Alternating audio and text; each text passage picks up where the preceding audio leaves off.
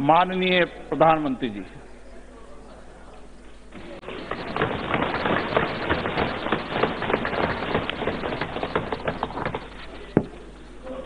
माननीय अध्यक्ष महोदय,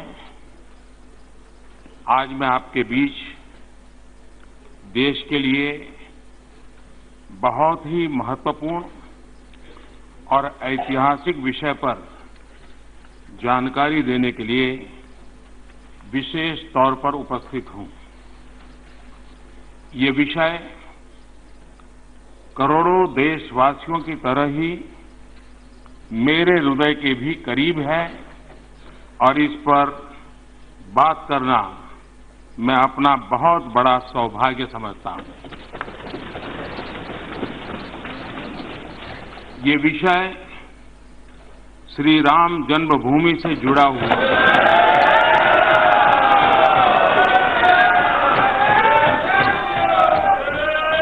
ये विषय है अयोध्या में श्री राम जन्मस्थली पर भगवान श्री राम के भव्य मंदिर के निर्माण से जुड़ा हुआ है।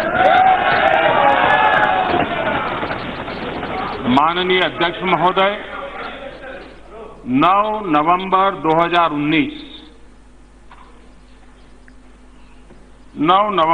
2019 को मैं करतारपुर साहिब कॉरिडोर के लोकार्पण हेतु पंजाब में था।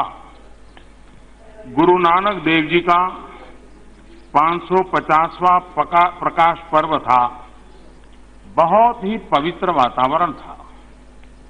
उसी दिव्य वातावरण में मुझे देश की सर्वोच्च अदालत द्वारा राम जन्मभूमि विषय पर दिए गए ऐतिहासिक फैसले के बारे में पता चला था।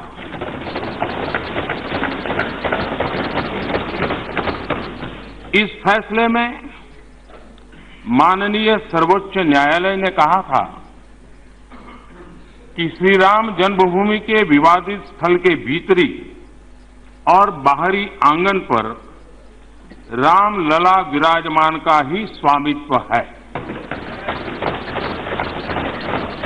माननीय उच्चतम न्यायालय ने अपने आदेश में ये भी कहा था कि केंद्र और राज्य सरकार आपस में परामर्श करके सुन्नी सेंट्रल वक्फ बोर्ड को 5 एकड़ जमीन आवंटित करें। माननीय अध्यक्ष जी, मुझे आज इस सदन को, पूरे देश को ये बताते हुए बहुत ही खुशी हो रही है कि आज सुबह केंद्रीय मंत्रिमंडल की हुई बैठक में सुप्रीम कोर्ट के आदेशों को ध्यान में रखते हुए इस दिशा में महत्वपूर्ण निर्णय लिए गए हैं। मेरी सरकार ने सुप्रीम कोर्ट के निर्देशानुसार श्री राम जन्मस्थली पर भगवान श्री राम के भव्य मंदिर के निर्माण के लिए और इससे संबंधित अन्य विषयों के लिए एक बृहद योजना तैयार की है। सुप्रीम कोर्ट के आदेशों के अनुसार एक स्वायत्त ट्रस्ट श्री राम जन्मभूमि तीर्थ क्षेत्र, ट्रस्ट का नाम होगा श्री राम जन्मभूमि तीर्थ क्षेत्र, श्री राम जन्मभूमि तीर्थ क्षेत्र का गठन करने का प्रस्ताव पारित किया गया है। ये ट्रस्ट अयोध्या में भगवान श्री राम की जन्मस्थली पर भव्य और दिव्य श्री राम मंदिर के निर्माण और उससे संबंधित विषयों पर निर्णय लेने के लिए पूर्ण रूप से स्वतंत्र होगा। माननीय अध्यक्ष जी, माननीय सर्वोच्च अदालत के आदेश अनुसार गहन विचार विमर्श और संवाद के बाद अयोध्या में 5 एकड़ जमीन सुन्नी वक्फ बोर्ड को आवंटित करने का अनुरोध उत्तर प्रदेश सरकार से किया गया। इस पर राज्य सरकार ने भी अपनी सहमति प्रदान कर दी है।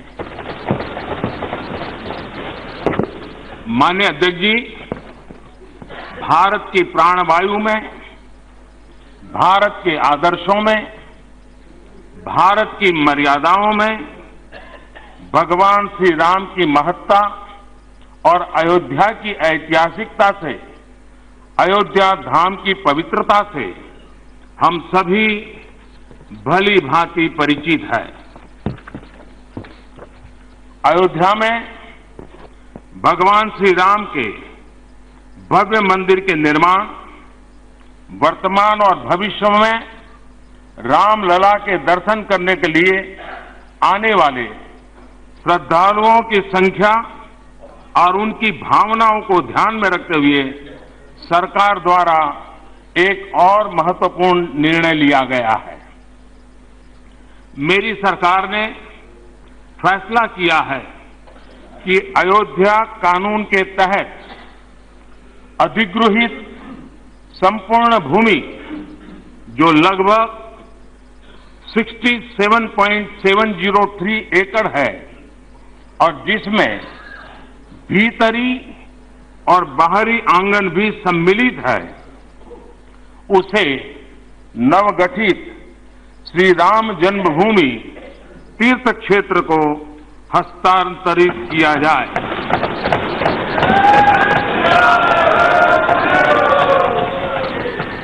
माननीय अध्यक्ष महोदय, 9 नवंबर को राम जन्मभूमि पर फैसला आने के बाद सभी देशवासियों ने अपनी लोकतांत्रिक व्यवस्थाओं पर पूर्ण विश्वास जताते हुए बहुत ही परिपक्वता का उदाहरण दिया था। मैं आज सदन में देशवासियों के इस परिपक्व व्यवहार की भूरी भूरी प्रशंसा करता हूं।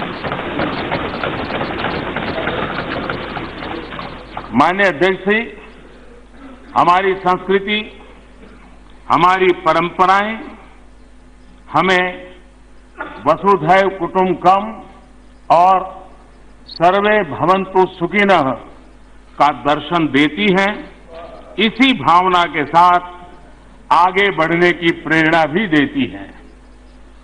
हिंदुस्तान में हर पंथ के लोग, चाहे वो हिंदू हो, मुस्लिम हो, सिख हो, ईसाई हो, बौद्ध, पारसी और जैन हो, हम सभी एक बृहत परिवार के ही सदस्य हैं। इस परिवार के हर सदस्य का विकास हो, वो सुखी रहे, स्वस्थ रहे, समृद्ध बने, देश का विकास हो, इसी भावना के साथ मेरी सरकार सबका साथ, सबका विकास, सबका विश्वास के मंत्र पर चल रही है। आइए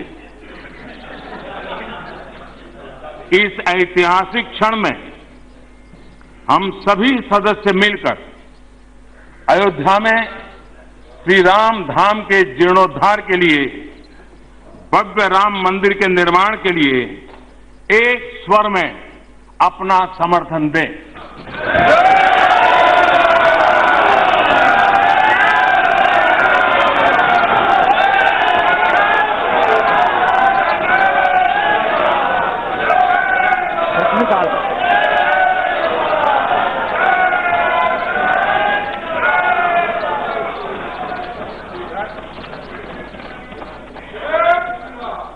प्रश्नकाल, प्रश्न संख्या 41।